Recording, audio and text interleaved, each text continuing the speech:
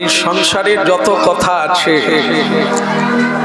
সব অমঙ্গল যুক্ত কথা, কোনো কথায় মঙ্গল নাই। একমাত্র শ্রীকৃষ্ণ কথাতেই মঙ্গল হয়। এই জন্য ভগবান কারো বাড়িতে এলে কৃষ্ণ কথা হয়, কোন সাধু কারো বাড়িতে এলে কৃষ্ণ কথা হয়। তদ ব্যতিরেকে কোনো মানুষ এলে কিন্তু কৃষ্ণ কথা হবে কি? বলো রাধে রাধে। যেমন তেমন অনুষ্ঠান অনেক রকমের হয়, তবে মহৎ ব্যক্তি সব অনুষ্ঠানে আসেন না। মহৎ অনুষ্ঠান যেটা বলা হয়, মহৎ মানে মাঙ্গলিক, যার মধ্য দিয়ে শুভ চিন্তা হয়, যার মধ্য দিয়ে মানুষের শুভ দিন শুরু হয়, তাকে মহৎ অনুষ্ঠান বলে। যে অনুষ্ঠানের দ্বারা মানুষের চরিত্র বদল হয়, হয় কিনা একটু প্রমাণ করিয়ে দিই। আজকে এনার বাড়িতে কি হচ্ছে? ভোগ রান্না হচ্ছে, হচ্ছে কিনা? হচ্ছে, প্রতিদিন হয়, আজও হচ্ছে। কিন্তু আজকের ভোল বদল, যেটা প্রতিদিন খায় আজকে খাওয়া হবে না। ভালো না খারাপ? চিৎকার করে বলে ভালো না, ওই জন্য আমরা তো খাই না। এটা মুখে বলি আমরা ভালো, কিন্তু যদি প্রতিদিন প্রসাদ খেতে হয় তাহলে আন্তিক রোগে মরে যাবে।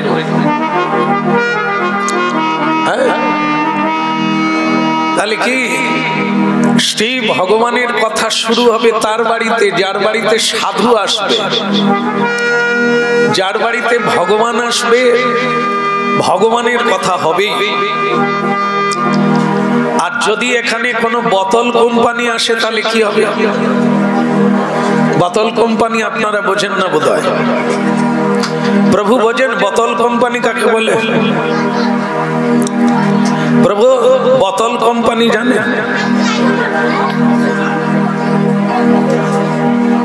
যারা বোতল খায়, কিছু অনুষ্ঠান আছে বোতল আনতেই হবে। যেমন সবচাইতে বড় অনুষ্ঠান কিসে হয়? খালি বলো হরি।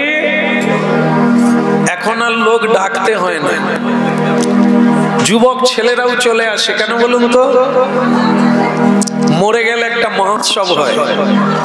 সবচাইতে আনন্দের মহোৎসব হলো মরে গেলে কাঁধে করে নিয়ে শ্মশানে যাবে, তো সেটা সুরা পান করে, এটার একটা মজা আছে। এই জন্য সেখানে বোতল কোম্পানি আসে কেউ মরে গেলে। কিন্তু আপনারা লক্ষ্য করবেন, কোন সাধু মরে গেলে বোতল কোম্পানিকে সরে যেতে হবে, স্পর্শ করা যাবে না, কাছেও থাকা যাবে না। সাধু মারা যায়, সাধু মারা গেলে সাধুরাই কাঁধে করে নিয়ে যায়, আর বোতল কোম্পানি মারা গেলে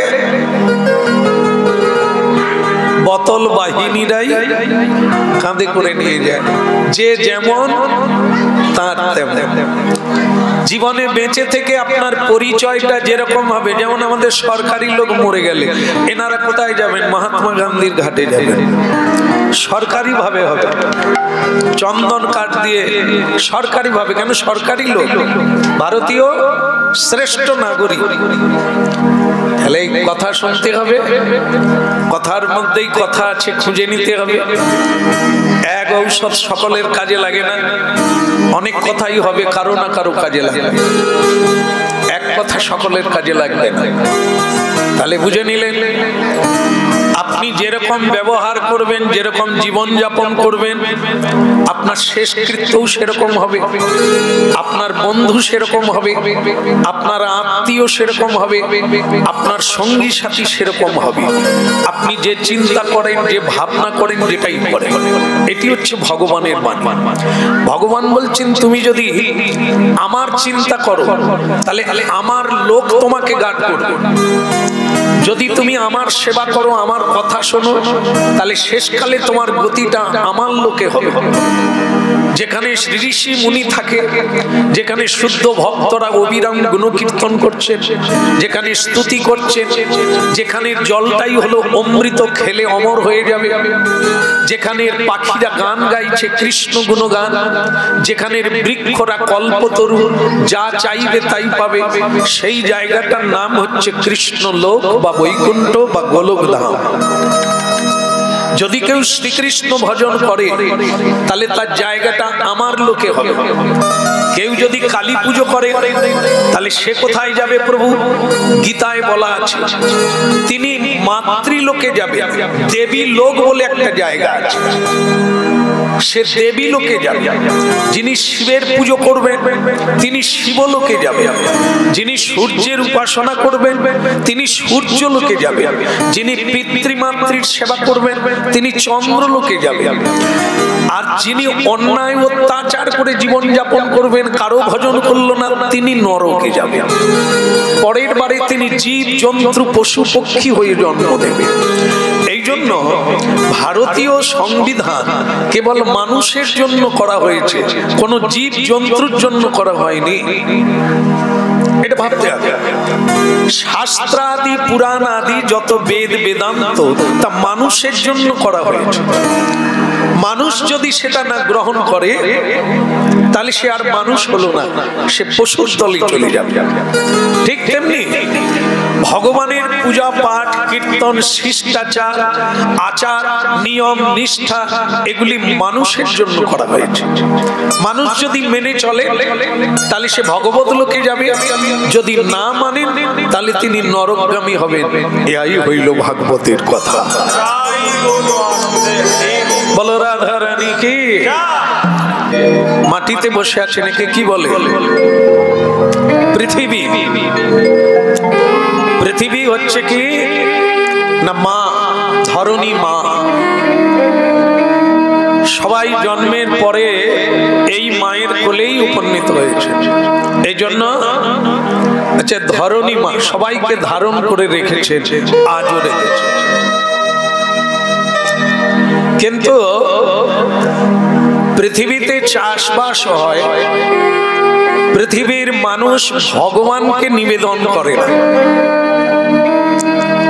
কে দেয় সবজি ধান পান? কে দেয়? ধরণী মা, মাটি মা।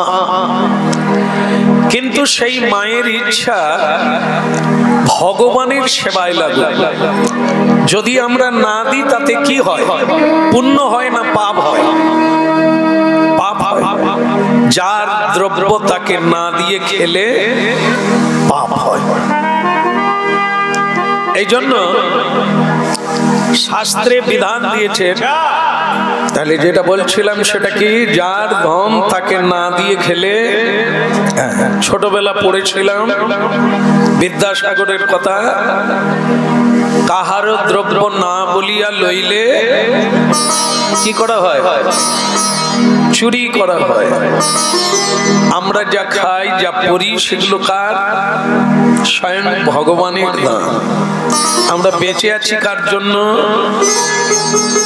ডাক্তারের জন্য, ঔষধের জন্য, টাকার জন্য? কোনোটাই না। স্বয়ং ডাক্তারও বেঁচে আছেন ভগবানের কৃপায়, বিজ্ঞান বেঁচে আছে ভগবানের কৃপায়, সকলে।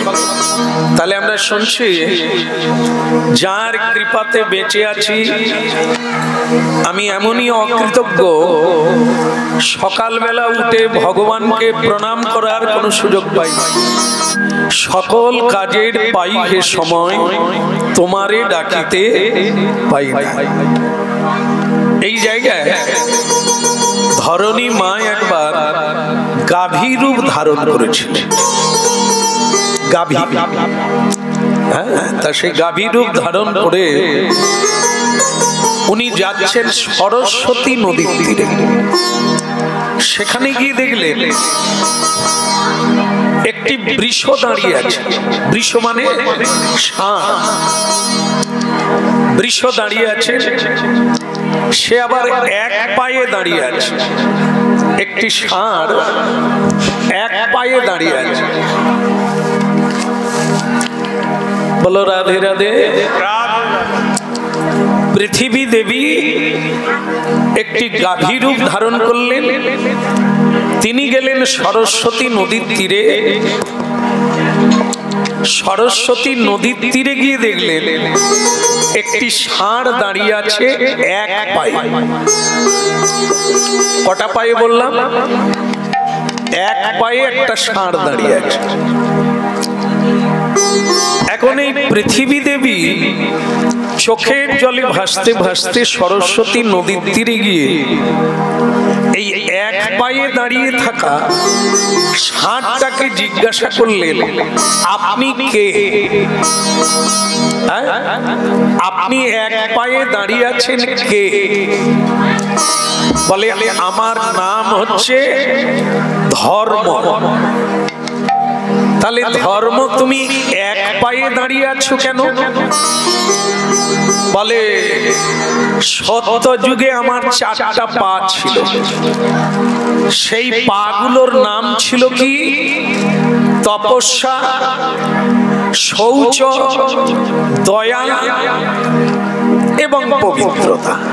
তপ, তাহলে এই ছিল আমার পা। কিন্তু এই কলিকালে এসে তিনটে পা ভেঙে গেল। আমার এখন এক পায়ে দাঁড়িয়েছে। বলে, তাহলে কোন পাটা আছে? না, যে পাটা আছে তার নাম হচ্ছে সত্য।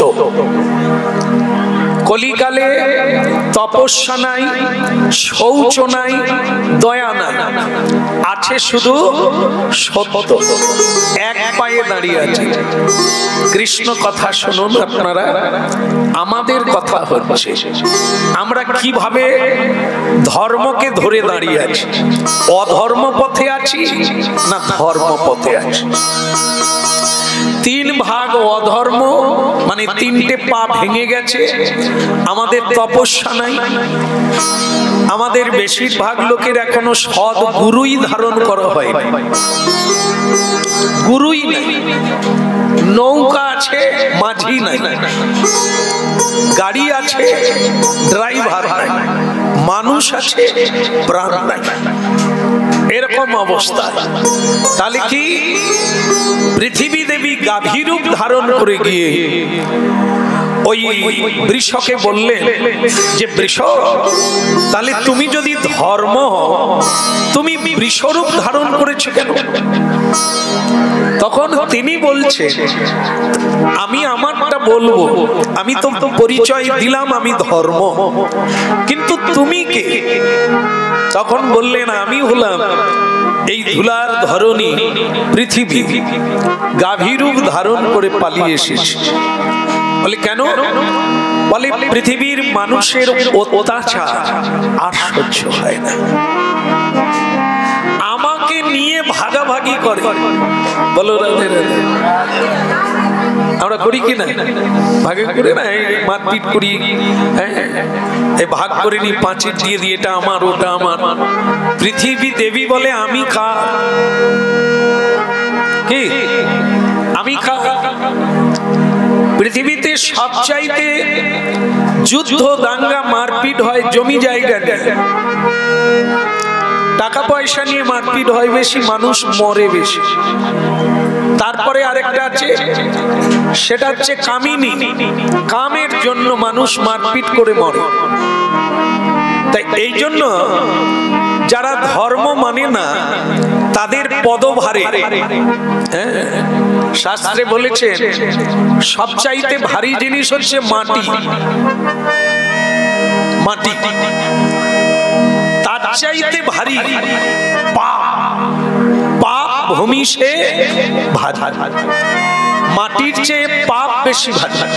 তাই যখন পাপীরা বেড়ে যায়, অন্যায় অত্যাচার করে, ব্যভিচার করে, মানুষের ব্যবহার করে না, সেই পাপে ধরণী ভারী হয়ে যায়, আর সহ্য করতে পারে না, ভারী বইতে পারে না পৃথিবী দেবী। এই জন্য আমি গাভী রূপ ধারণ করে ব্রহ্মার কাছে যাচ্ছি। আমি হচ্ছে গাভী। তো গাভী দেবী তখন বলছেন, হে ধর্ম, তোমার তিনটে পা নেই, এক পায়ে দাঁড়িয়ে আছে, তোমার কষ্ট হয় না? বলে কষ্ট হয়, তবুও ভাবি এক পায়েই আমি দাঁড়িয়ে থাকবো, কিন্তু সেই এক পায়েও দাঁড়িয়ে থাকার আমার কোনো অধিকার নাই। কেন নাই? রাজার দোষে রাজ্য নষ্ট, প্রজা কষ্ট পায়, গিন্নির দোষে গৃহ নষ্ট, লক্ষ্মী ছেড়ে যায়। আমার উপরে রাজা রাজত্ব করে, সে রাজা কাউকে ধর্ম শিক্ষা দেয় না, সে রাজা কাউকে সত্য পথে চলতে শিখায় না। এই জন্য সেই রাজার অত্যাচারে, পাপীদের অত্যাচারে আমার তিনটে পা ভেঙে গেল, আবার এক পায়ে দাঁড়িয়ে আছি, তাতেও মারছে। বলো রাধে রাধে। একটা কালো রঙের মানুষ এসেছে, কালো রঙের মানুষ, অত্যন্ত কালো দেখতে, তার গায়ে দুর্গন্ধ বেরোচ্ছে, আর সেই দুর্গন্ধযুক্ত মানুষটা একটা চাবুক হাতে নিয়ে এক পায়ে দাঁড়িয়ে থাকা বৃষকে, মানে ষাঁড়টাকে মারছে। এবার আপনারা বলুন, যদি কেউ এক পায়ে দাঁড়িয়ে থাকে, তাকে যদি কেউ মারে, তার কিরকম কষ্ট হবে? বৃষ মল ত্যাগ করছে, প্রস্রাব ত্যাগ করছে, কাঁপছে থরথর করে, মূর্ছিত হয়ে যাচ্ছে মাঝে মাঝে, তবু কালো রঙের মানুষটা তাকে সমানে মেরেই যাচ্ছে। রাধে রাধে। যে কথা হচ্ছিল, সে কথা হচ্ছে,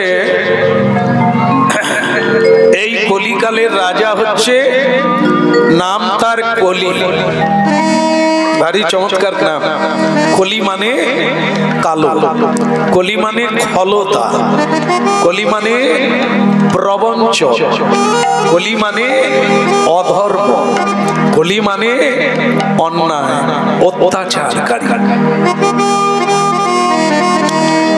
তো সেই কলি এই চাবুক হাতে ধর্মের উপরে পীড়ন করছে, মানে প্রহার করছে। এই দেখেন না, একটা গ্রামে, একটা পাড়ায় কৃষ্ণ ভজন করে, প্রসাদ ভোজন করে কজন আছে? এক একটা পাড়ায়, এক একটা গ্রামে কজন আছে কৃষ্ণ ভক্ত? তাহলে কলির পীড়নে জীব শ্রীকৃষ্ণ ভুলে গেছে, ধর্ম ভুলে গেছে, যেটা তার খাদ্য নয় সেটা খাচ্ছে।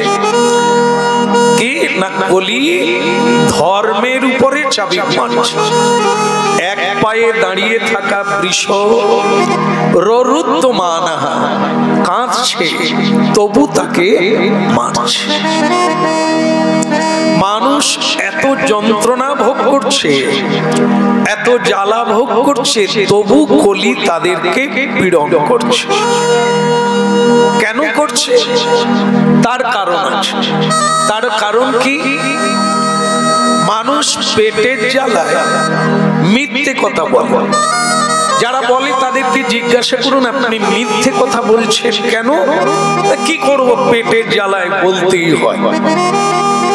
আচ্ছা, মনে করুন আপনি পেটের জ্বালা মিটে গেল, তাহলে কি মিথ্যা বলবেন না? পেটের জ্বালা মিটালেও তো আপনি বাঁচবেন না। তা যদি সত্য কথা বলে কেউ মরে যায়, তাতে তো লাভ বেশি, কারণ আবার জন্ম হবে।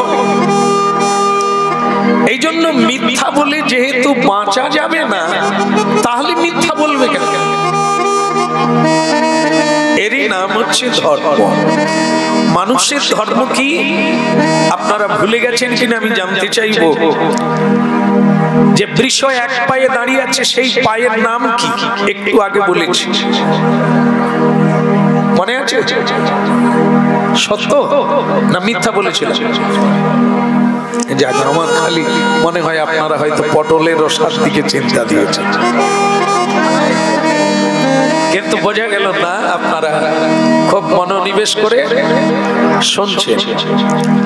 তাহলে যদি কেউ সত্যকে ধরে রাখে তাহলে কি হবে?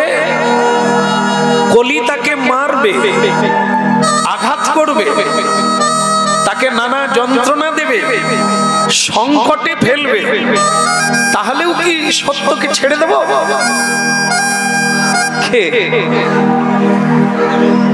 অধর্ম হচ্ছে দুর্যোধন, দুর্যোধন হচ্ছে অধর্মের সন্তান, তাই তার মধ্যে এত অত্যাচার।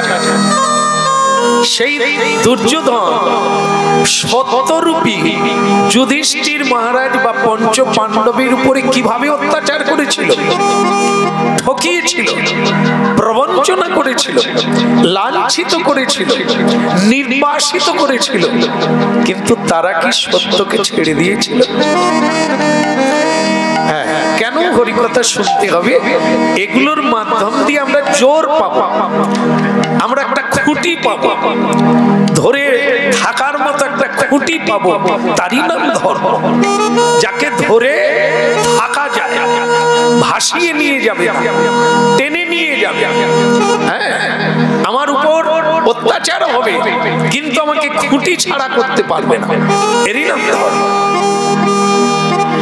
কলিকালে এক পাক ধর্ম, তাতেও আবার কলি রাজা তাকে প্রহার করছে, তবুও এক পায়ে দাঁড়িয়ে আছে, কাঁদছে, কষ্ট হচ্ছে, কিন্তু এক পায়ে দাঁড়িয়ে আছে। ডাল কিনতে গিয়েছি মুদি দোকানে, তাই বললাম দাদা কত করে? না হলে 160 টাকা। তাহলে দাদা এত, আমি তো কোনোদিন আসি না, মুগ ডাল কিনি না, এত? দেখেন শ্যামসুন্দর প্রভু, আপনি বিশ্বাস করেন না, আমাকে বিশ্বাস করেন না, আমি দেখাবো, বিল দেখাবো। বিল নামিয়ে ফেলে, নামিয়ে বলছে দেখুন দেখুন বিল দেখুন, 160 টাকাই কিনেছি, আপনাকে তো আমি কেনা দাম বলবো। আমি তখন বললাম আর দেখাতে হবে না, তাহলে বিল তুলে দাও, এরপরে আর কিছু বলার আছে? 1 কিলো দিয়ে দাও।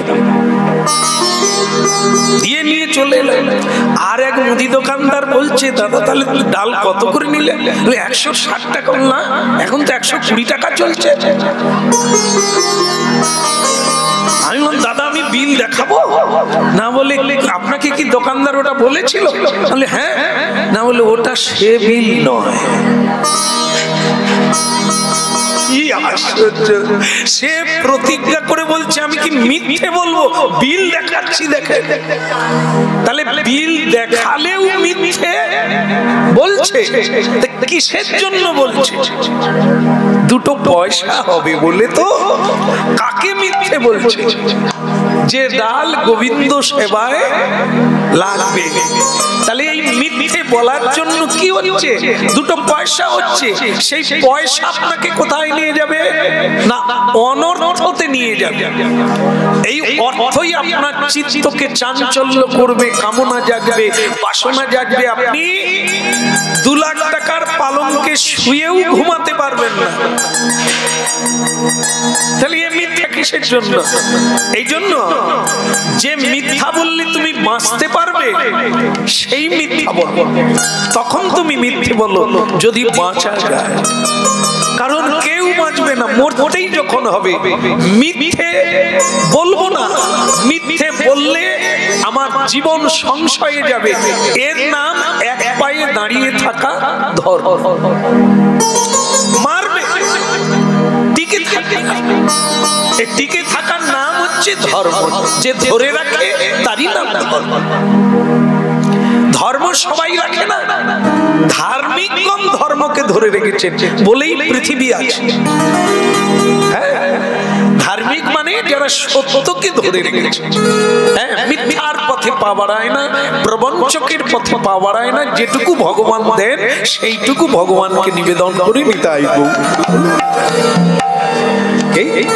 রাধে রাধে গোবিন্দ গোবিন্দ রাধে,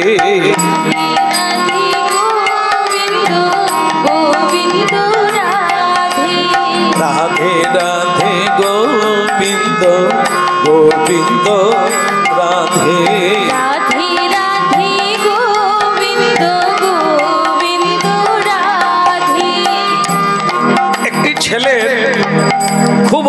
করেছে, বাচ্চা ছেলে। ভোর 4টার সময় তাকে নার্সিংহোমে নিয়ে যেতেই হবে, কিন্তু তার বাবা বলছে তোমরা একটু এগাও, আমি যাচ্ছি। বলে সে কি আশ্চর্য, তুমি যাবে না? তাহলে যাবে কে? বলে না না আমি যাচ্ছি, কিন্তু সকালের নামটা করে নি তারপর যাচ্ছি। বলো তোমরা এগাও, সকালের নামটা করে নি। সকালে যে হরিনামটা করি সেটা এখনো করা হয়নি। তাহলে এটা কি? যত বিপদ, বিপদ তো আসবে, এক পায়ে দাঁড়িয়ে থাকা ধর্মের উপরে মারছে, এটা তো আসবে, কিন্তু ধর্মকে ধরে রাখতে হবে। এর জন্য কেউ মরে গেলেও ধর্ম ত্যাগ হবে না, মরবেই। আমি আটকাতে পারবো কাউকে? আটকাতে পারবো না। অতি জোর হাসপাতালে নিয়ে যাব, ডাক্তার দেখাবো, তারপরেও যদি মরে যায় সেটা কি আমার দোষ হবে? তার আয়ুকাল আর নাই, তো সেটা থাকবেই, আমিও মরে যাব। কিন্তু সকালে সন্ধ্যায় ভগবানের নাম কীর্তনটা নিয়মে করতে হবে, তারপর সব কাজ সব সময়ই হবে।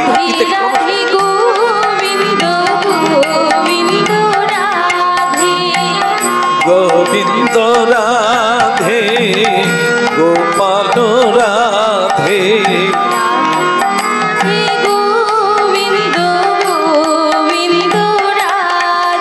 বলে গোবিন্দ রাধে গোপাল রাধে, গোবিন্দ রাধে গোপাল রাধে, রাধে রাধে গোবিন্দ গোবিন্দ রাধে, রাধে রাধে গোবিন্দ গোবিন্দ রাধে, রাধে রাধে রাধে রাধে,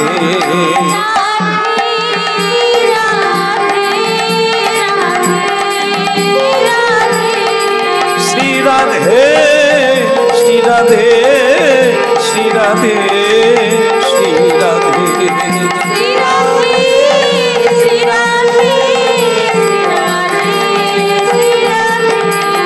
রাধে রাধে।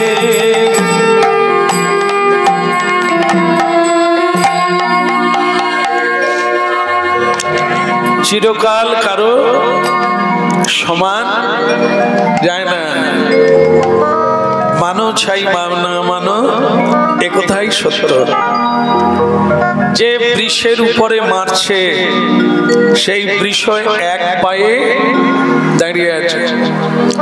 এমন সময়ে কলিকালের প্রতাপদণ্ড রাজা, নাম তার পরীক্ষিত মহারাজ। পরীক্ষিত মহারাজের বাবার নাম হচ্ছে অভিমন্যু। যে অভিমন্যু দেশের জন্য নিজের প্রাণ দিলেন, ভারতকে সত্য থেকে সরে যেতে দেবে না। অল্প বয়সের ছেলে, বয়স তার 16 বৎসর, তাতেই তিনি যুদ্ধে সারা পৃথিবীর মধ্যে শ্রেষ্ঠ যোদ্ধা হয়ে গিয়েছিলেন। যিনি ভগবান শ্রীকৃষ্ণের ভাগনা, ভগবান শ্রীকৃষ্ণের ভাগনা, কি পরিচয়! স্বয়ং ভগবান কৃষ্ণ অভিমন্যুকে কোলে নিয়েছে, আদর করেছে, অভিমন্যুকে যুদ্ধ শিখিয়েছেন, অভিমন্যুকে খেলাধুলো করেছেন। ভগবান কৃষ্ণ অভিমন্যুকে নিয়ে লালন করেছেন, পালন করেছেন। সেই অভিমন্যু সপ্তরথীতে ঘিরে যাকে হত্যা করা হলো নির্মম ভাবে, সেই হচ্ছে পরীক্ষিত মহারাজের পিতা। সেই অভিমন্যু যখন মারা গেল, তখন বহু বীরগণ তার পায়ে পুষ্প দিয়ে প্রণাম করেছিলেন, যে এত বড় বীর আমরা দেখি না। সেই অভিমন্যু মরেছিল, তার একটা কারণ দিয়েছে। কিছুটা দোষ তার মায়ের ছিল, মায়ের জন্য মারা গেল। কেন না, মা যখন অভিমন্যুকে গর্ভে ধারণ করেছিলেন, এই যে যুদ্ধটা যার নাম হচ্ছে চক্রব্যূহ যুদ্ধে অভিমন্যু মারা গেলেন। অভিমন্যুর মা ছিলেন কে? কৃষ্ণ ভগিনী, ভগবান কৃষ্ণের ভগিনী, যার নাম ভক্তি দেবী। তাকে বিয়ে করেছিল অর্জুন। সুভদ্রা আজও যিনি পূজিত হচ্ছেন পুরী ধামে, লক্ষ্মী দেবী রূপে, ভক্তি দেবী রূপে যিনি পূজিত হচ্ছেন, বোন রূপে নয়। আমরা ভাবি কৃষ্ণের বোন না, তার আসল পরিচয় হচ্ছে তিনি লক্ষ্মী ভক্তি স্বরূপিণী। তাই আজও পূজা হচ্ছে মাঝখানে। একদিকে ভগবান জগন্নাথ, তার ডান দিকে সুভদ্রা দেবী, সুভদ্রা দেবীর ডান দিকে বলরাম। তত্ত্ব হচ্ছে কি? তত্ত্ব হচ্ছে ভক্ত, ভক্তি, ভগবান। ভক্ত হচ্ছে বলদেব, বলরাম, তিনি হচ্ছেন আমাদের গুরু, তিনি হচ্ছেন বৈষ্ণব, তিনি হচ্ছেন তত্ত্বত ভক্ত। তিনি শিক্ষা দান করছেন গুরু রূপে, ঘরে ঘরে শিক্ষা দিয়ে ফিরছেন।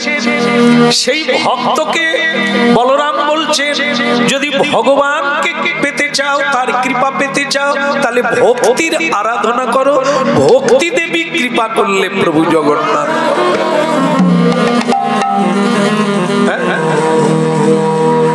এই হচ্ছে ভগবত তত্ত্ব। আমরা জগন্নাথ দেখি, ভক্তি মহারানী সুভদ্রা দেখি, আর বলরাম দেখি, কিন্তু ওখানে রয়েছে ভক্তি দেবী আর ভক্ত, এদিকে ভগবান।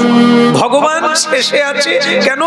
আগে ভক্তের সেবা করো, বৈষ্ণব সেবা করো, সাধু সেবা করো। সাধুর সেবা করতে করতে ভগবানের কথা শুনবে, বিশ্বাস হবে, তবে তোমার ভক্তি জন্ম নেবে। ভক্তি জন্ম নিলে তবে ভগবান তোমার আয়ত্তে আসে। বলো রাধা রানী কি?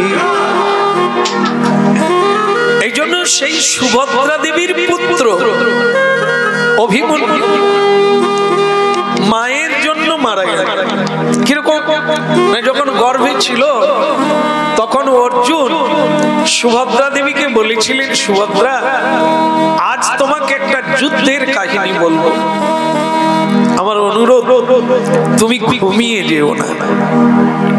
আচ্ছা, কেউ বলতে পারবে মানুষ ঘুমিয়ে যায় না ঘুম এসে যায়? কেউ যদি বলে ঘুমিয়ে যায় কি? কেউ ঘুমোতে পারে না, ঘুম এসে যায়।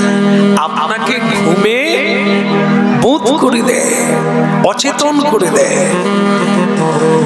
এই জন্য ঘুম আসে, ঘুমিয়ে যায় না। কিন্তু তাহলে আমার দোষ কোথায়? হরিনাম শুনতে শুনতে আমি যদি ঘুমিয়ে যাই, তাহলে কীর্তনিয়া বা ভাগবত বেত্তা আমাকে খোঁচা মারে কেন? তুমি ঘুমিয়ে যাচ্ছ। ঘুমাবারও কারণ আছে। চিত্ত, মন যাকে বলা হয়, মন যদি যেমন এখানে বসে আছে, মন যদি এই কাজে না মনোনিবিষ্ট হয়, তাহলে আপনার সকল ইন্দ্রিয় শিথিল হয়ে যাবে। শিথিল মানে কি হবে?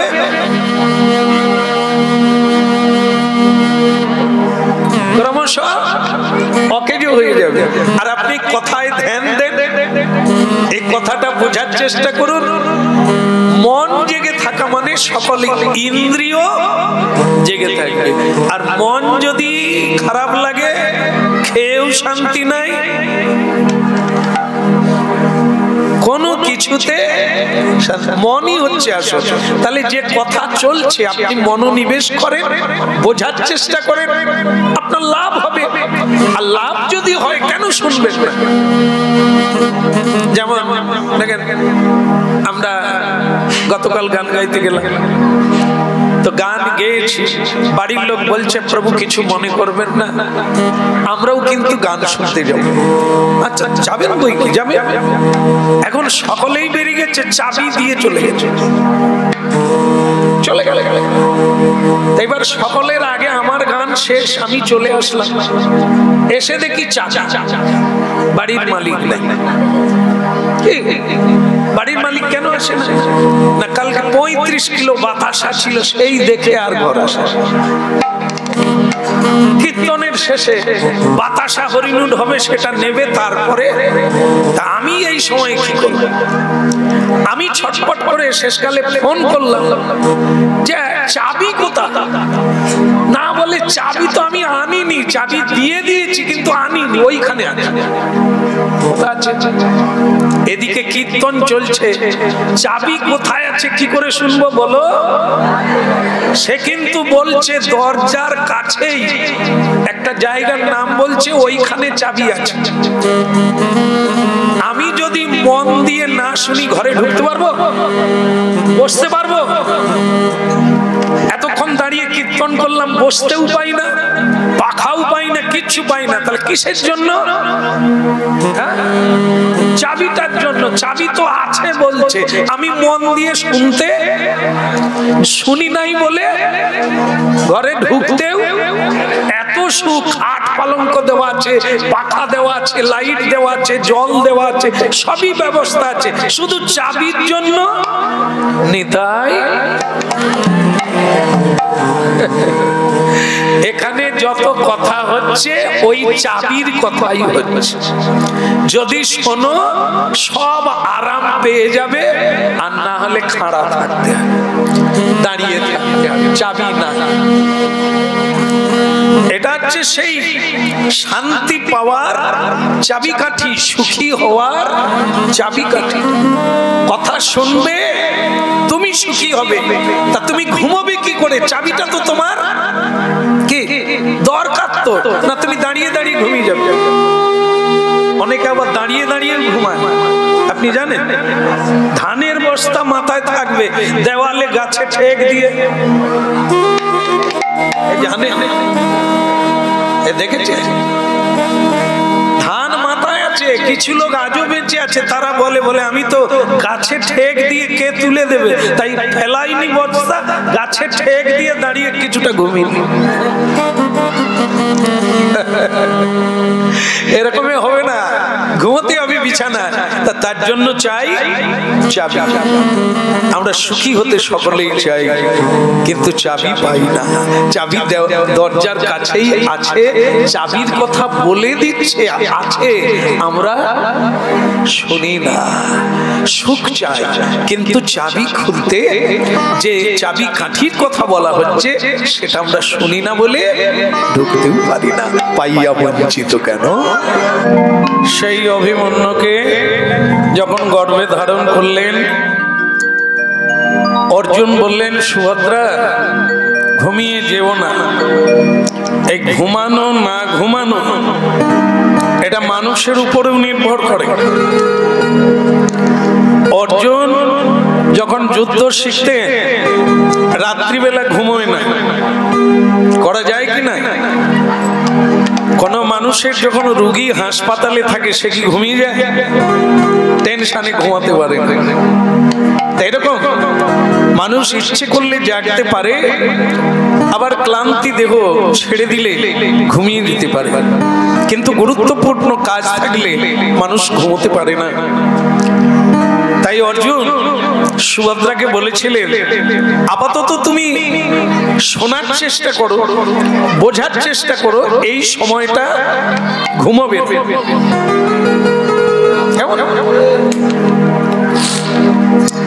ঘুমাবে না।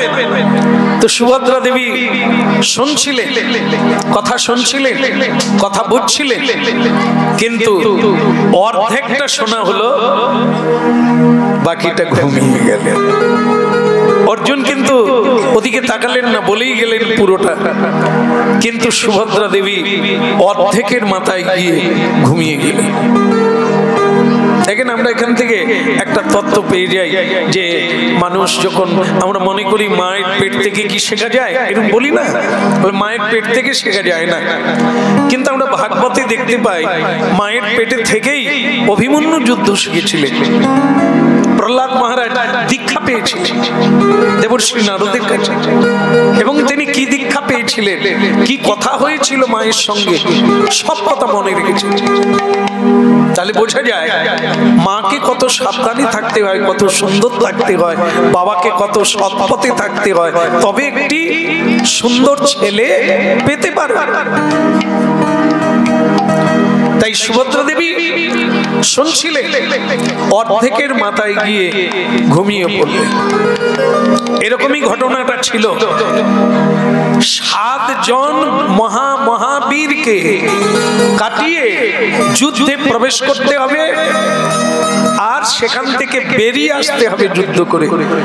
অভিমন্যু ঢুকতে পেরেছিল, বাইরে আসতে পারেনি।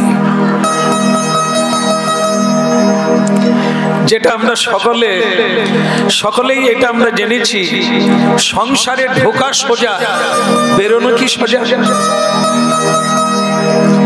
সংসারে যখন ঢুকি, রাধে রাধে, থামাতে হবে না বাবা, থামাতে হবে না, তুমি থেমে থাকো, বলো রাধে রাধে। মহোৎসবের দিন তো একটু হবে বাবা, আত্মীয় স্বজন এসেছে, সংসারে বি গোলমাল আছে, এখানে থাকবে না, তার যে যার কাজ মালা ঘুরিয়ে নিতে হবে। আমি তো আরেকটু করে চলে যাব, আমার কাজটা আমাকে সেরে নিতে হবে। তাহলে কি হলো, সংসারে যখন আমরা প্রবেশ করি, শাঁখ বাজছে কিনা, উলুধ্বনি হয়েছিল কিনা, कोई बात नहीं, दिलेও হবে না দিলেও হবে।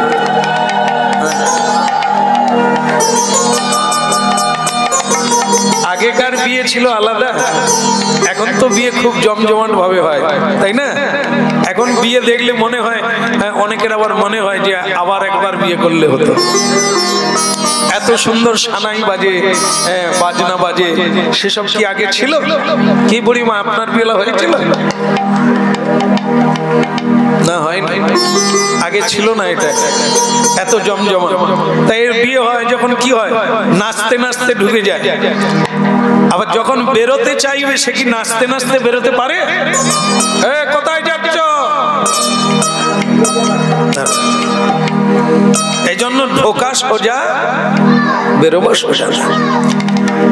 সপ্তরথী যুদ্ধে অভিমন্যু প্রবেশ করলেন, কিন্তু বেরোতে পারলেন না। তার কিঞ্চিত দোষ সুভদ্রা মায়ের। সুভদ্রা মা যদি জেগে থাকতেন, তাহলে অভিমন্যুর যুদ্ধটা শেখা হয়ে যেত, তাহলে বেরোতে পারতেন। সেই অভিমন্যু মারা গেল, কিন্তু তার ঔরসজাত সন্তান, যা আজকে আমরা যার কথা বলছি, সেই পরীক্ষিত মহারাজ, তিনি কিন্তু জন্ম নিয়ে তার বাবাকে দেখেনি। কারণ তার বাবা গর্ভে থাকাকালীন মারা গেছে। কি নির্মম! সাধুপথে থাকলেও আপনার উপরে বেশি অ্যাটাক, সাধুপথে থাকলে আপনাকে নিয়ে সমালোচনা হবে, ভালো কাজ করলে আপনার নিন্দা হবে। যারা কাজ করে না তাদের কোনো সমালোচনাও হয় না, আর কেউ নিন্দাবাদও। সাধারণ মানুষের কথা কোনোদিন খবরের কাগজে দেখেছে? যারা কিছু করছে, খারাপ ভালো কিছু করছে, তাদের কথাই সংবাদ মাধ্যমে আমরা শুনতে পাই। কর্ম করলে ভালোও থাকবে, মন্দও থাকবে, ভুল হবে, ঠিক হবে, কর্ম করতে হবে। না করে কেউ বড় হয় না, না করে কেউ সমালোচনার পাতায় আসে না। সমালোচনা তখনই হয় যখন কেউ কিছু করে। এই জন্য সত্য পথে গেলে পীড়ন বেশি, মিথ্যার পথে যান কোনো সমস্যা নাই, বহু বন্ধু আছে, সবাই ঠিক আছে, বিড়ি তামাক সুরা চরিত্রহীনতা সবই রয়েছে, কিন্তু সাধু যদি কোনো অন্যায় করে ফেলে টুকটা, তাহলে তাকে ছাড়বে না। কেন না? সমালোচনা করার লোক আছে, কর্ম করার লোক নাই। এই জন্য সোজা কথায় বলে, ভাঙতে সবাই পারে। দেখেন কি কথা, এটাই ঠিক। সমালোচনা আমরা করতে পারি, কিন্তু করতে কি পারি? কাজ করতে পারি, কিছু করে দেখাতে পারি, কিন্তু চায়ের দোকানে বসে বিড়ি খেতে খেতে, চা খেতে খেতে আমরা কত বড় বড় মানুষের, প্রধানমন্ত্রী, মুখ্যমন্ত্রী, রাষ্ট্রপতি সকলের সমালোচনা করি। ওরা কিছু জানে? যেন মনে হয় আমাকে বসিয়ে দিলে আমি ঠিক করে দিতাম। আমার যে কোনো যোগ্যতা নাই, শুধু সমালোচনা করার যোগ্যতা আছে। যদি যোগ্যতা থাকতো আমি অনেক কিছু করে দেখাতে পারতাম, কিন্তু পারি না। এই গড়তে পারি না, কিন্তু সমালোচনা করে, নিন্দা করে আমরা ভাঙতে পারি, দবিয়ে দিতে পারি, থামিয়ে দিতে পারি, কিন্তু গড়তে পারি না। এটি আমাদের দোষ। গর্ভে রেখে অভিমন্যু মারা গেলে সুভদ্রা দেবী সন্তান সম্ভব, কি বিপদ দেখো। আজকের পরীক্ষিত মহারাজ এলেন কি করে? মায়ের গর্ভে থেকেও শান্তি নাই। অশ্বত্থামা ব্রহ্মাস্ত্র প্রয়োগ করলেন, পঞ্চ পাণ্ডবের কোন বংশ রাখবে না, এই তার প্রতিজ্ঞা। পঞ্চ পাণ্ডবের কোন বংশ রাখবে না, প্রদীপ দেওয়ার কাউকে রাখবে না। ব্রহ্মাস্ত্র প্রয়োগ করলেন দ্রোণাচার্যের পুত্র অশ্বত্থামা। আর এই ব্রহ্মাস্ত্রের একটাই হচ্ছে গুণ, তাকে কেউ প্রতিরোধ করতে পারবে না। যার নাম করে মারবে, যাকে মারবে সে মরবেই নিশ্চিত। যেখানেই থাক, যত পাহারা দেওয়ায় থাক, যেভাবেই থাক, সে মরবে নিশ্চিত মরবে। এই হলো অস্ত্রের মহিমা। সেই ব্রহ্মাস্ত্র আসছে। সুভদ্রা দেবী সেই ব্রহ্মাস্ত্রকে দর্শন করলেন, যে এক মহা অগ্নি রূপ ধারণ করে মহাকাল রূপে তার দিকে ধাবিত হচ্ছে। যখনই ধাবিত হচ্ছে, তখন সুভদ্রা দেবী কি করবে? একটা রাস্তাই আছে খোলা, কোনো উপায় নাই। পৃথিবীতে কোনো বীর নাই, কোনো মানুষ নাই, এমন কেউ নাই যা তাকে রোধ করে। সুভদ্রা দেবী বলছে, ব্রহ্মাস্ত্রে যদি আমি মরে যাই আমার কোনো দুঃখ নেই, কোনো কষ্ট নেই, কিন্তু আমি যাকে গর্ভে ধারণ করে আছি তাকে অন্তত পৃথিবী দেখতে দেওয়া হোক। কত জনার কাছে গেল, তার কিছুই হলো না। শেষে তিনি একটাই রাস্তা দেখলেন, ভগবান শ্রীকৃষ্ণ যুদ্ধের পরে দ্বারকায় ফিরে যাবেন। কৃষ্ণ ভগবান প্রেমের ঠাকুর রথে উঠে পড়েছে, দ্বারকায় ফিরে যাবে। অনেক দিন এসেছে, পঞ্চ পাণ্ডবের সঙ্গে থেকেছে, তাকে বাড়ি যেতে হবে, ফিরতে হবে। সেই সময় সুভদ্রা দেবী আছাড় খেয়ে পড়ল ভগবান শ্রীকৃষ্ণের চরণে। অন্য কেউ নয়, তার ওই সম্পর্কজাত ভগিনী স্বয়ং সুভদ্রা, যাকে তিনি প্রাণের চেয়ে ভালোবাসেন। নিজে ভালোবেসে তিনি অর্জুনের সঙ্গে বিয়ে দিয়েছিলেন। কৃষ্ণের দাদা বলরাম চেয়েছিল দুর্যোধনকে বিয়ে দেবে, কিন্তু কৃষ্ণ চালাকি করে জানে সুভদ্রা সুখী হবে না। কারণ মানুষ সুখী তো সংসারে হয় না, সুখী তো টাকা পয়সায় হয় না, সুখী হয় মানুষের কাছে। মানুষ যদি মানুষ হয় তবে তো সুখ হবে। টাকায় যদি সুখ দিত এত মানুষ কি মরত? সুখী হতে হবে চরিত্রবানের কাছে, সুখী হতে হবে বড় মনের মানুষের কাছে সুখী হবে। যার ধন নাই কিন্তু মন আছে, জানবেন ওর কাছে পর্যাপ্ত পরিমাণে সুখ আছে। তাই জানতে হবে কিভাবে জীবন যাপন করতে হয়, এটা শুনতে হবে, এটা বুঝতে হবে, না হলে দুঃখ কেউ তাড়াতে পারবে না, আমার দুঃখ কেউ কেড়ে নেবে না। তাই শ্রীকৃষ্ণ সুভদ্রাকে অর্জুনের হাতে তুলে দিয়েছিলেন। কেন?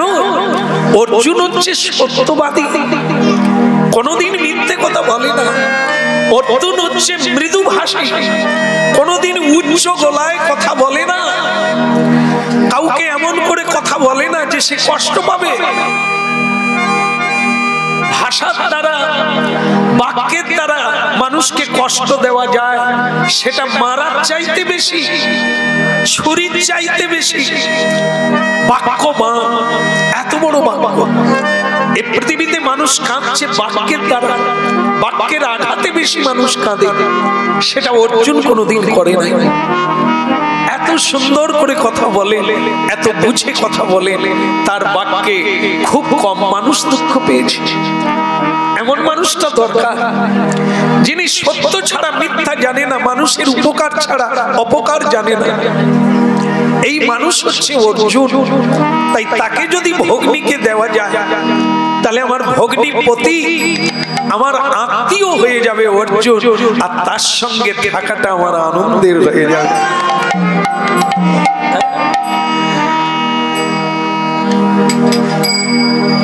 তাহলে শ্রী ভগবান এই জন্য অর্জুনকে এই তার ভগ্নী দান করেছিলেন। আজকে দেখলো সেই বিধবা ভগ্নী সাদা কাপড় পরে গর্ভ অবস্থায় ভগবান শ্রীকৃষ্ণের চরণে পড়লে, হে কৃষ্ণ করুণা সিন্ধু দীনবন্ধু জগৎপতে গোপেশু গোপিকা কান্ত শ্রী রাধাকান্ত নমস্তুতে। ওম নমঃ ভগবতে বাসুদেবায় হরয়ে পরমাত্মনে প্রণত ক্লেশনাশায় গোবিন্দায় নমঃ।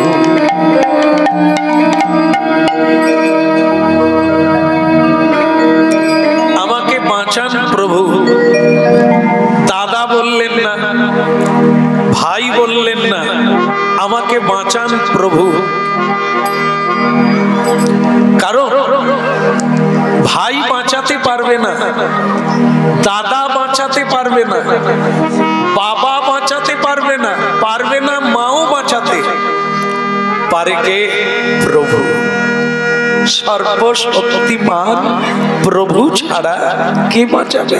তাই সম্বোধন করলেন নিজের দাদাকে, কৃষ্ণকে, হে প্রভু, হে কৃষ্ণ, হে করুণানিধি, তোমার হৃদয়ে কি আমার একটু জায়গা নেই প্রভু? আমাকে তুমি ঠাঁই দাও, আমাকে তুমি রক্ষা করো। কালাগ্নি মহাবান ব্রহ্মাস্ত্র আমার সন্তানকে মারার জন্য ছুটে আসছে। ভগবান বড় নীরব। হায় রে অশ্বত্থামা, শেষে তুমি আমার ভগ্নী, আমার একমাত্র এই পঞ্চ পাণ্ডবের কুলপ্রদীপকে তুমি নিভিয়ে দেওয়ার চেষ্টা করছো। একবারে অন্যায় করতে করতে তুমি চূড়ান্ত জায়গায় পৌঁছে গেছো। সুভদ্রা দেবী ভগবান শ্রীকৃষ্ণকে বললেন, হে কৃষ্ণ করুণানিধি, হে পর্যাপ্ত পরিমাণে শক্তিধর, হে সকল বস্তুর উৎস, সকল জীবের উৎস, সকল কারণের কারণ, সকল কিছু সৃষ্টির তুমি মালিক, তুমি রক্ষা করো, যাতে আমার পুত্র অন্তত এই পৃথিবীর আলো দেখতে পারে, তোমার পুজো করতে পারে, তোমার সেবা করতে পারে, পৃথিবীকে রক্ষা করতে পারে। পারে, তুমি আমাকে কৃপা করো, আমার সন্তান যেন না মরে। স্বয়ং দেখলে শাশুড়ি ঠাকুমা কে নাম তার কুন্তী।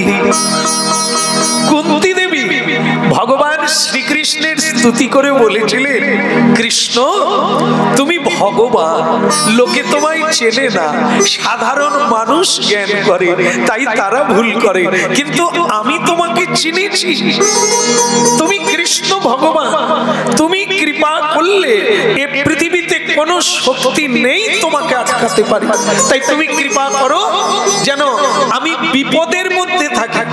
বলে কেন পিসিমা? বলে বিপদ পড়লে তোমাকে ডাকবো হা গোবিন্দ।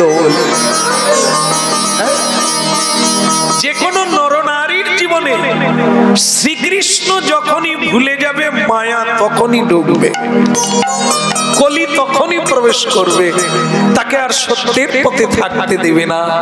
অতএব যেন তেন প্রকারে শ্রীকৃষ্ণকে স্মরণে থাকতে হবে। এই জন্য কুন্তী মা বললেন একটাই পথ, সেটা হচ্ছে বিপদ। যত বিপদ হবে আমি হা গোবিন্দ বলে ডাকতে পারি। আমরা যেটা চাই তার উল্টো, মানে আমরা চাই আমার যেন বিপদ না হয়। আর কুন্তী দেবী বলছে যদি দেবে আমাকে শুধু বিপদ দাও, কারণ বিপদের মাঝে আমি তোমাকে প্রাণ ভরে। তাহলে দেখলেন তো শুরু থেকে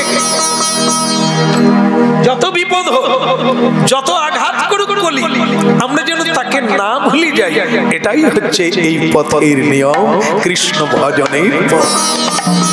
মনে আছে কারো? বলুন সুভদ্রা দেবী কোথায়?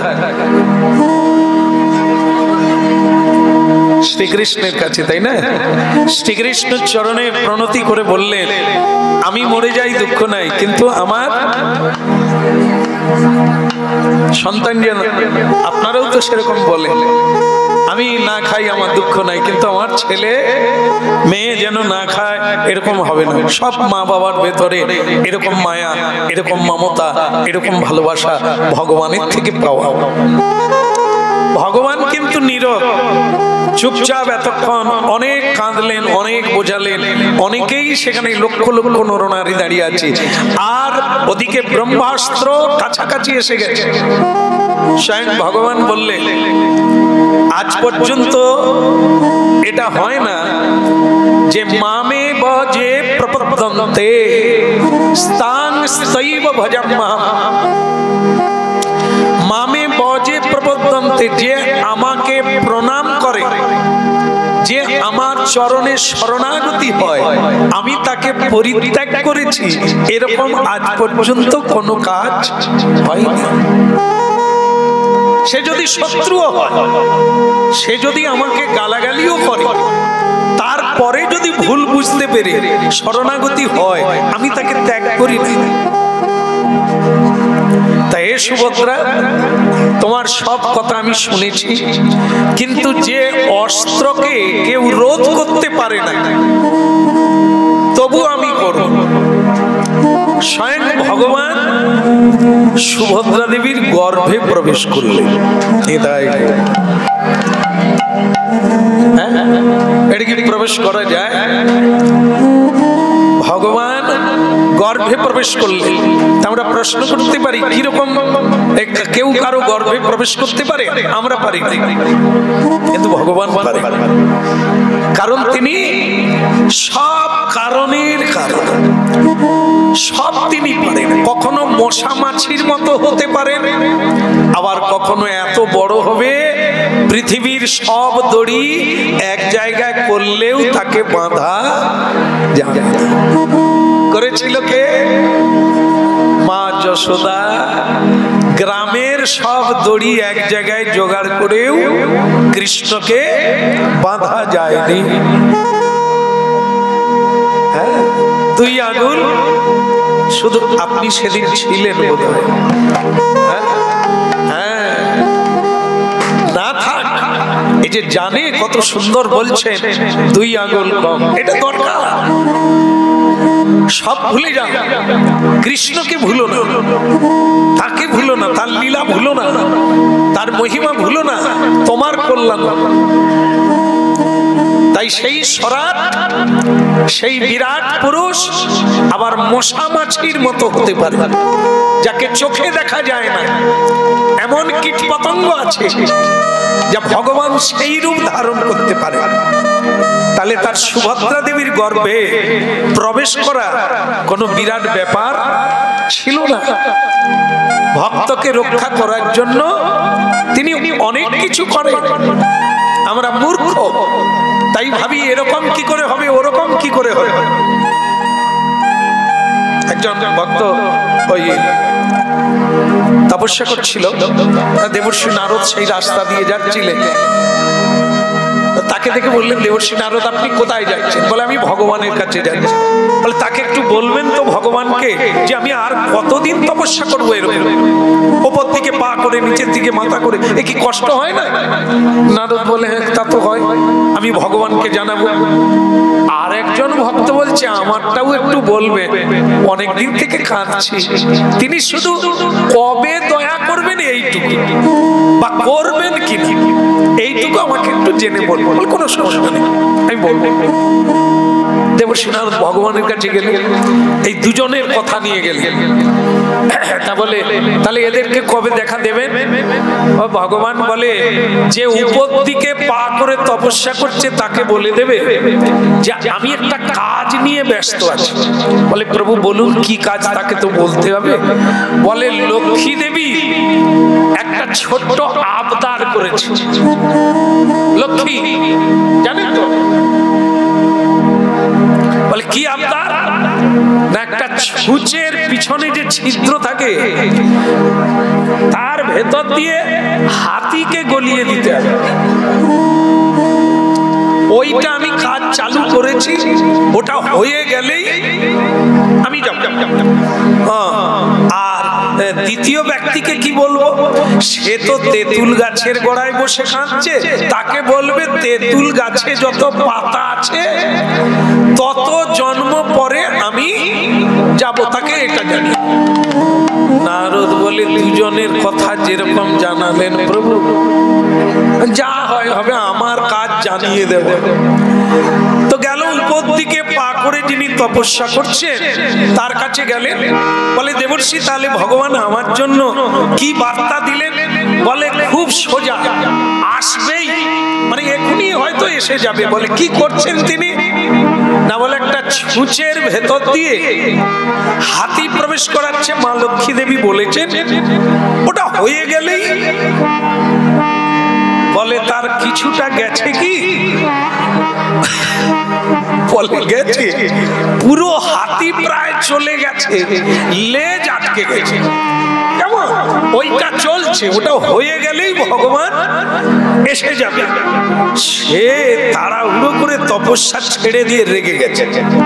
রেগে বলে এদিকে উপর দিকে পা করে নিচের দিকে মাথা করে এত কষ্ট করে তপস্যা করছি, আর ভগবান খাম খেয়ালি কাজ পায়।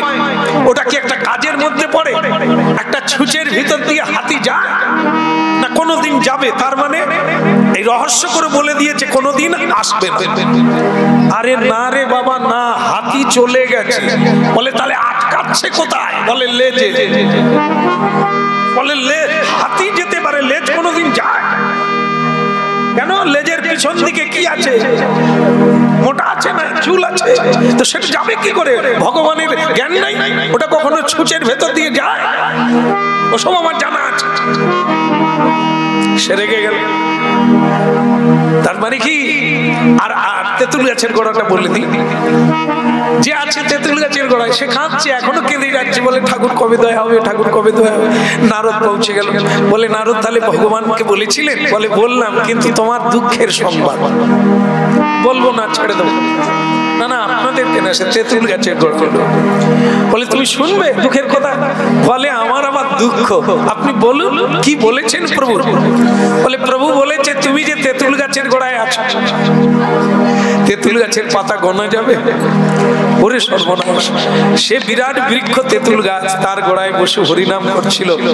তাকে বলে তেঁতুল গাছের যত পাতা তত জন্ম পরে ভগবান আসবে। আর সে সোনা পাত্র লাফিয়ে উঠছে, বলে এই সামান্য ব্যাপার, তেঁতুল গাছের পাতা? আরে সে যত পাতাই হোক না কেন, ভগবান আসবেন বলছেন তো, আমি সেই অপেক্ষায় থাকবো। আর আমার কোনো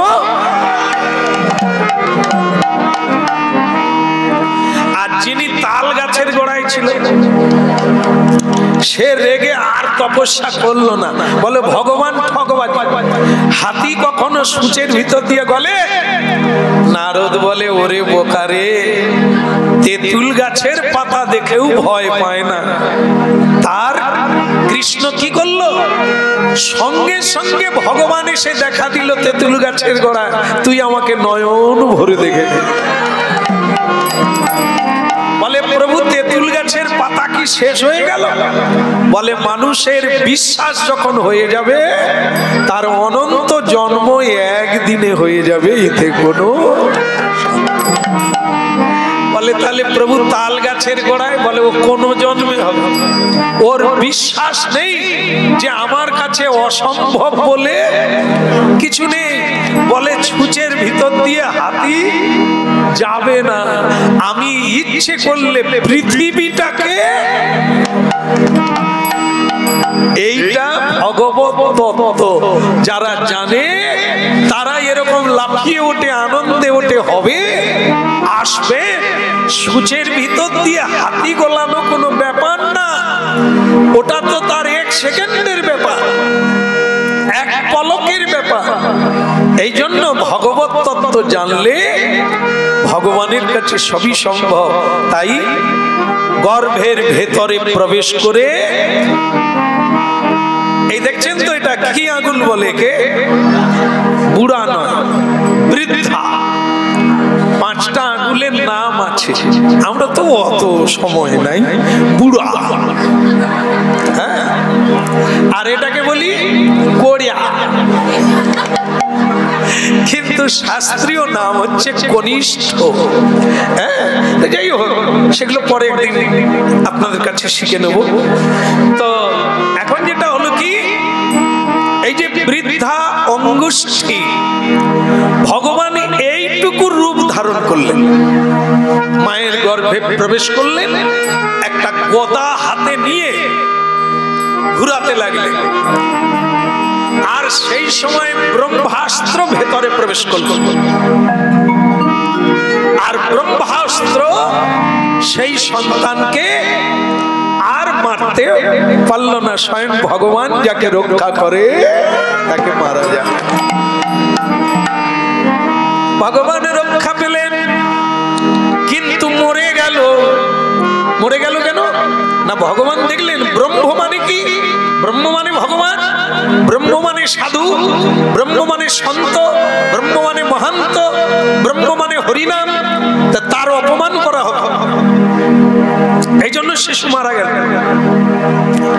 কিন্তু সেই মরা শিশুকে স্বয়ং ভগবান শ্রীকৃষ্ণ বাঁচিয়ে দিলেন। এই জন্য তার নাম কি হলো? সেই তার নাম রাখা হয়েছিল বিষ্ণু রাত। বিষ্ণু রাত কেন না? বিষ্ণু যাকে রক্ষা করেছিলেন তার নাম বিষ্ণু রাত। আর কি না, পরীক্ষায় পড়েছিল বলে তার নাম পরীক্ষিত।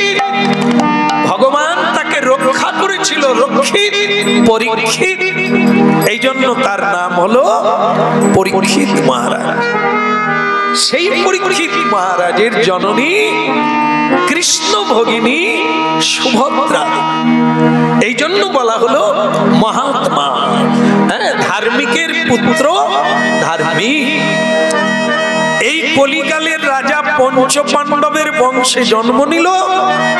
এই কলিকালের শুরুতে পরীক্ষিত মহারাজ এলেন সরস্বতী নদীর তীরে। তখন ওই বৃষটি এক পায়ে দাঁড়িয়ে আছে, তাকে প্রহার করছে কলি। আর পরীক্ষিত মহারাজ এসে বলছে তোমার নিস্তার নাই, তোমাকে আমি হত্যা করব, বিনাশ করব। হ্যাঁ, তোমার নাম কি? বলে আমার নাম কলি, অধর্ম। পরীক্ষিত মহারাজ বললেন তোমার কাজ তো মানুষকে অধর্ম পথে চালিত করা, তুমি আমার রাজ্যে থাকবে না। যেহেতু তুমি ক্ষমা চাইছো, তুমি আমার রাজ্যে থাকবে না।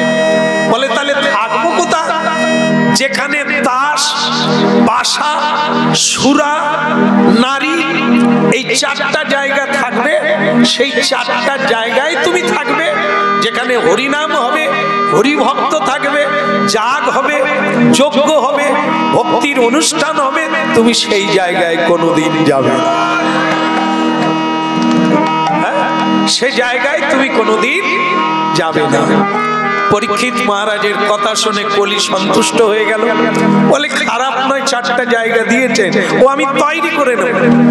তাস খেলা এখানে তো বোধহয় কেউ খেলে, আমাদের দেশে তাস খেলে আমি তো দেখি। তাহলে কি? তাস, পাশা, সুরা, নারী।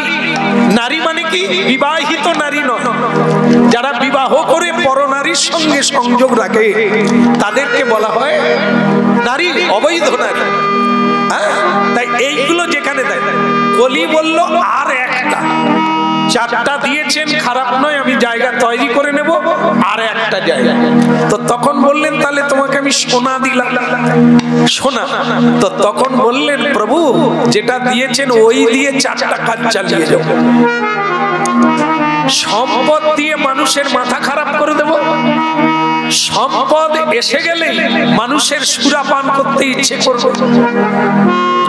সম্পদ এসে গেলেই তাস খেলে সময় কাটাবে। সম্পদ এসে গেলেই পুরুষেরা পতিতালয়ে যাবে। সম্পদ এসে গেলেই মেয়েরা ঘর ছাড়া হবে। আমি ও কাজ চালিয়ে নেব, কোনো চিন্তা নাই। তবে পরীক্ষিত মহারাজ বললেন যেখানে হরি ভক্তগণ থাকবে, হরি নাম যজ্ঞ হবে, সেই জায়গায় তুমি কোনোদিন